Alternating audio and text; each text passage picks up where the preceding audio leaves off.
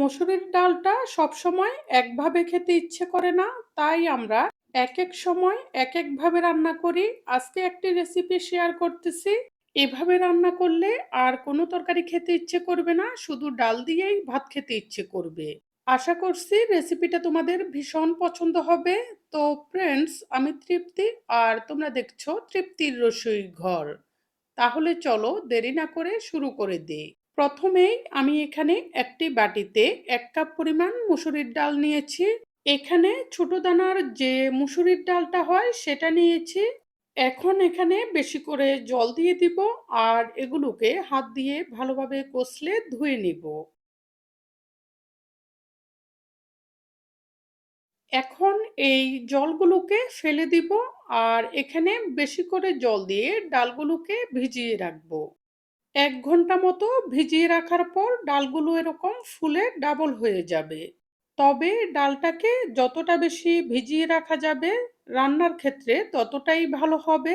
এখন ডালের এই জলটাকে নেড়েচেড়ে ফেলে দিব, আর চুলায় একটি কড়াইয়ে 1 লিটার মতো জল বসিয়ে দিব।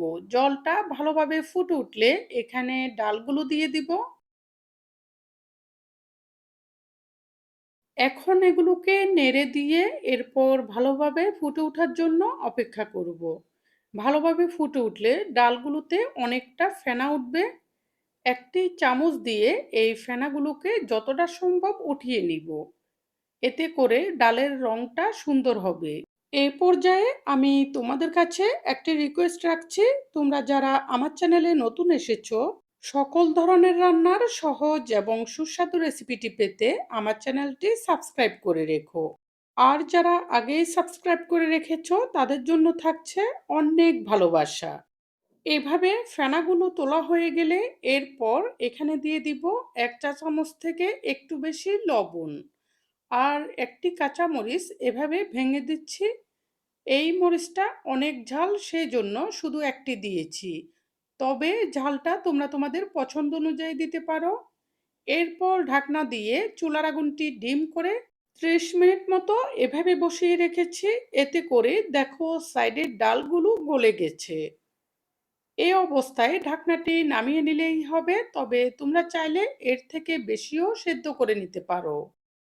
আবার চাইলে এই ডালগুলোকে প্রেসার কুকারেও সেদ্ধ করে নিতে পারবে। এ পর্যায়ে এখানে অল্প করে হলুদের গুঁড়ি দিয়ে দিচ্ছি। এ পর্যায়ে হলুদের গুঁড়িটা দিচ্ছি কারণ অনেক সময় শুরুতে হলুদের গুঁড়িটা দিলে জলটা যদি খারাপ হয় তাহলে ডালের রংটা কালো হয়ে যায়। এখন একটি ঘুটনি দিয়ে এগুলোকে একটু ঘুটে নিব। খুব বেশি লাগবে না, একটু নাড়াচাড়া করে নিলেই ডালগুলো মিশে যাবে। এরপর এগুলোকে একটি বাটিতে ঢেলে রেখে আমি কড়াইটি ধুয়ে আবার বসিয়ে দিব। এরপর এখানে দিয়ে দিব অল্প করে সরিষার তেল। তোমরা চাইলে এখানে সয়াবিন তেলও দিতে পারবে।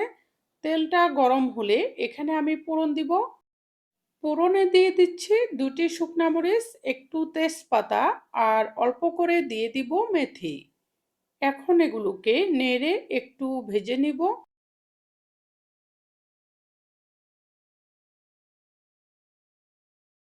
ভেজে নেওয়ার পর এগুলো লাল হয়ে গেলে এখানে দিয়ে দিব বড় সাইজের একটি পেঁয়াজ, এরকম চিকন করে টুকরা করে রেখেছি সেইগুলো। এখন এগুলোকে নেড়ে ভেজে নিব। এখানে তোমরা চাইলে রসুন কুচিও দিতে পারবে, তবে আজকে আমি এই ডালটাতে রসুন দিব না। সেজন্য শুধু পেঁয়াজ দিয়ে এই পেঁয়াজটাকে একদম লাল লাল করে ভেজে নিব। এই পর্যায়ে অবশ্যই চুলার আগুনটি মিডিয়াম থেকেও কমে রাখতে হবে, না হলে পেঁয়াজগুলো খুব দ্রুত পুড়ে যাবে। এভাবে ভাজতে ভাজতে যখন এগুলো লাল লাল হয়ে যাবে এখানে দিয়ে দিব 2টি টমেটো, এরকম টুকরা করে রেখেছি সেইগুলো, আর দিয়েছি 2টি কাঁচামরিচ। এখন চুলার আগুনটি কমে রেখেই এগুলোকেও নেড়ে নেড়ে একটু ভেজে নিব। টমেটোটাকে এ পর্যায়ে এভাবে দিলে এই টমেটোটা সুন্দর করে সেদ্ধ হয়ে যাবে, আর আস্ত আস্ত থাকবে।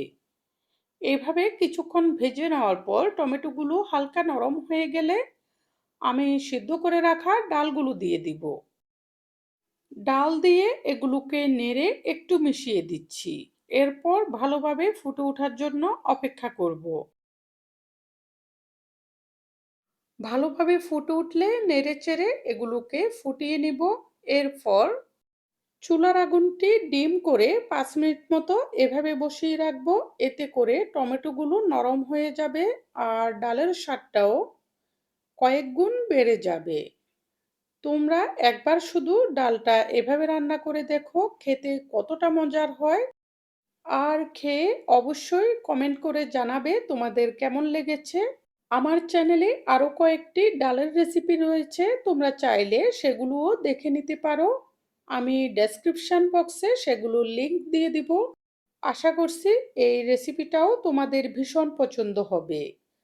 যদি রেসিপিটা পছন্দ হয়ে থাকে অবশ্যই লাইক, কমেন্ট এবং সাবস্ক্রাইব করে সাপোর্ট করবে আরও নতুন নতুন রেসিপি উপহার পাওয়ার জন্য।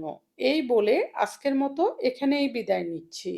পরবর্তীতে চলে আসব নতুন কোনো রেসিপি নিয়ে। সেই পর্যন্ত সবাই ভালো থেকো।